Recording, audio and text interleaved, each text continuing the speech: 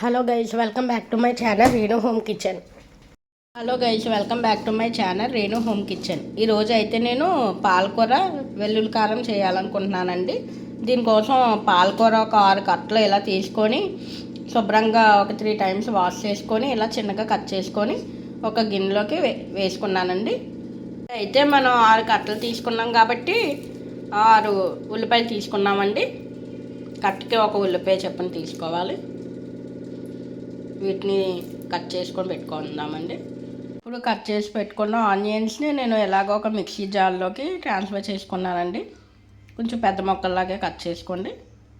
ఇప్పుడు వెల్లుల్లిపాయలు తొక్క తీసైనా లేకపోతే మామూలుగా తొక్కతో అయినా వేసేసుకోవచ్చండి. ఒక 20 వేస్తున్నాను ఈ మిక్సీ జార్లోనే.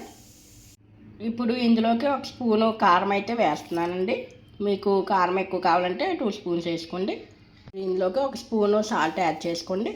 ఇప్పుడు దీన్ని మొత్తం మిక్సీ కొట్టేయండి. పేస్ట్ కూడా రెడీ అయిపోయింది కదండి. దీన్ని ఒక సైడ్ పెట్టుకోండి. ఇప్పుడైతే ఆయిల్ వేసుకోవాలండి. ఒక 3 స్పూన్స్ 4 స్పూన్స్ అలా వేసుకోండి. మనం ఆయిల్ కొంచెం ఎక్కువ వేసుకుంటేనే బాగుంటుందండి ఈ పాలకూర వెల్లుల్లి కారం అన్నది. ఇప్పుడు ఆయిల్ అయితే హీట్ అయింది కదండి. ఇప్పుడు ఇందులోకి పోపు దినుసులు వేసుకోవాలి.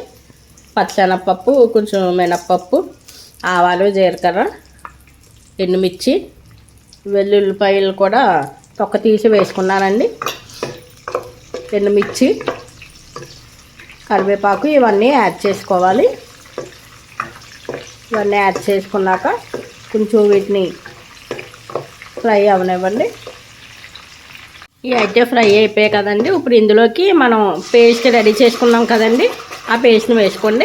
ఇప్పుడు ఈ పేస్ట్ యాడ్ చేశాక మనం కాస్త ఈ పేస్ట్ని ఫ్రై అవనివ్వాలండి.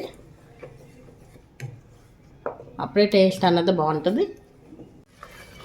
ఇప్పుడైతే ఇదైతే ఫ్రై అయిపోయింది కదండి. ఒక 2 మినిట్స్ ఫ్రై చేశాను. ఇప్పుడు ఇందులోకి మనం కట్ చేసి పెట్టుకున్న పాలకూరని యాడ్ చేసుకోవాలి. మొత్తం పాలకూర వేసేసుకోండి. ఇప్పుడు సిమ్లోనే పెట్టుకొని మనం కింద నుంచి పై వరకు కలుపుకోవాలి.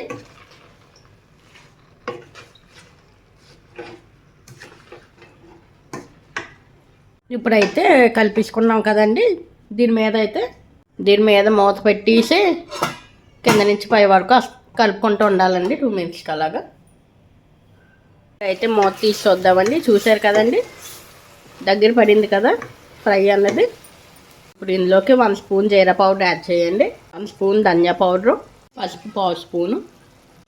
ఇప్పుడు అంతా ఒకసారి బాగా కలుపుకోండి. ఇప్పుడైతే అన్నీ యాడ్ చేశాక అన్నీ కలిపేసాం కదండి. ఇప్పుడు ఫ్రై అయితే రెడీ అయిపోయిందండి. ఇప్పుడైతే స్టవ్ ఆఫ్ చేసేసుకోండి. మీకు కనుక నా వీడియో నచ్చినట్టయితే లైక్ చేసి, షేర్ చేసి, కామెంట్ చేసి, సబ్స్క్రైబ్ చేయండి. Thanks for watching my video.